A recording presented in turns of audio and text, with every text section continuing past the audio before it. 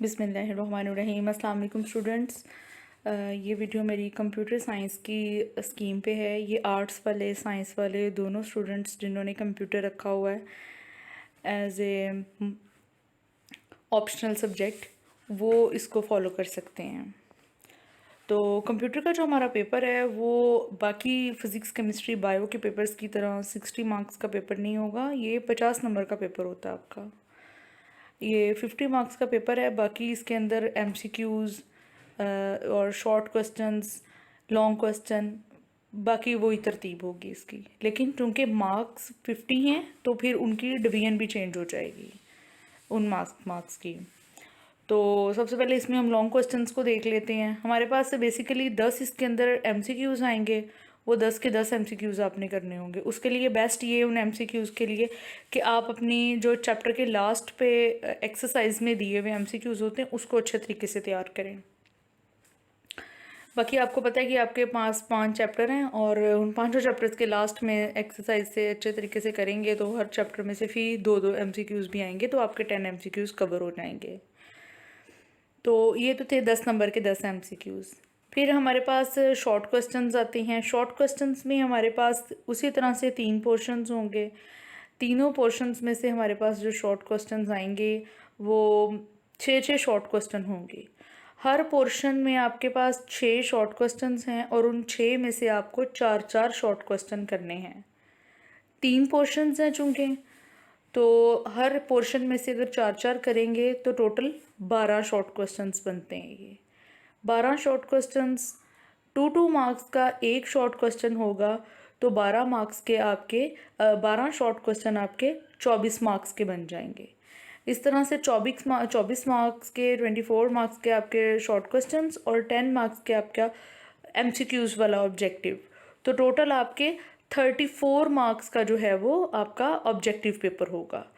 34 को अगर हम 50 में से माइनस करें, पीछे 16 मार्क्स बचते हैं, तो 16 मार्क्स में आपके 2 लॉन्ग क्वेश्चन हो जाएंगे। एक लॉन्ग क्वेश्चन आपका 8 नंबर का और दूसरा भी 8 नंबर का होगा।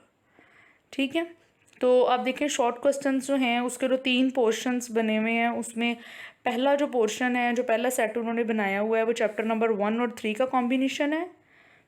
जो दूसरा सेट है वो चैप्टर नंबर 2 और 4 का कॉम्बिनेशन है। और जो तीसरा सेट है वो चैप्टर नंबर 3 और 5 का कॉम्बिनेशन है।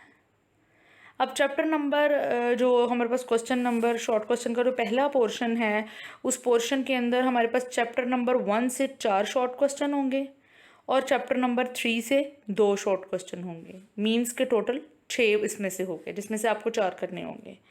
अगर आपने चैप्टर नंबर 1 के शॉर्ट क्वेश्चन अच्छे तरीके से प्रिपेयर किए हैं तो आप ये 4 के 4 जो चैप्टर नंबर 1 से आएंगे, आप उसका पहले वाला शॉर्ट क्वेश्चन का पोर्शन ईजिली अटैम्प्ट कर सकते हैं। फिर हमारे पास आएगा चैप्टर नंबर शॉर्ट क्वेश्चंस का अगला जो हमारा सेट होगा, उसके अंदर चैप्टर नंबर 2 में से 4 शॉर्ट क्वेश्चन होंगे और चैप्टर नंबर 4 में से 2 शॉर्ट क्वेश्चन होंगे। अब देखें, आप चैप्टर नंबर 2 से चूँकि 4 हैं, तो अगर आपने चैप्टर नंबर 2 शॉर्ट क्वेश्चंस के रेफरेंस से प्रिपेयर किया होगा तो आपका ये वाला पोर्शन भी क्लियर हो जाएगा। फिर हमारे पास आता है चैप्टर नंबर अगला जो पोर्शन है उसमें चैप्टर नंबर 3 से 2 शॉर्ट क्वेश्चंस होंगे। 2 आपने देखा था पहले उसमें आए थे फर्स्ट पोर्शन में। 2 चैप्टर नंबर 3 से होंगे और 4 शॉर्ट क्वेश्चन चैप्टर नंबर 5 से होंगे।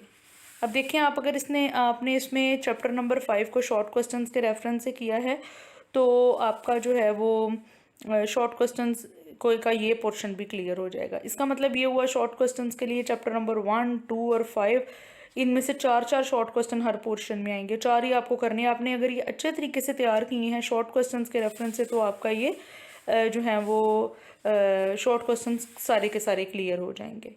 फिर हम आते हैं लॉन्ग क्वेश्चंस की तरफ। लॉन्ग क्वेश्चन 3 होंगे, 2 आपने उसमें से अटैम्प्ट करने हैं। पहला लॉन्ग आपका चैप्टर नंबर 1 से होगा, दूसरा लॉन्ग चैप्टर नंबर 3 से और तीसरा लॉन्ग चैप्टर नंबर 4 से। अब देखें, 5 चैप्टर्स में से आपके पास चैप्टर नंबर 1, 3 और 4 ये लॉन्ग क्वेश्चंस के रेफरेंस से इंपॉर्टेंट हैं। इसमें से आप देखें शॉर्ट क्वेश्चंस भी आए हुए हैं। चैप्टर नंबर 1 में से 4 शॉर्ट क्वेश्चन आए हुए हैं, चैप्टर नंबर 3 में से भी 4 शॉर्ट क्वेश्चन आए। इसका मतलब ये हुआ कि चैप्टर नंबर 1 और 3 बहुत इंपॉर्टेंट है with reference to objective and subjective. लेकिन चैप्टर नंबर 2 और 5 में से लॉन्ग क्वेश्चन नहीं स्कीम में मेंशन किया हुआ। इसका मतलब ये हुआ कि अगर आप लॉन्ग क्वेश्चंस को के लिए क्वेश्चंस प्रिपेयर करना चाहें तो आप कोई से 2 चैप्टर्स, चैप्टर नंबर 1-3 कर लें या 4 साथ में कर लें या 1-4 कर लें, तो ये आपका जो है वो लॉन्ग क्वेश्चंस का पोर्शन जो है वो कंप्लीट हो जाएगा।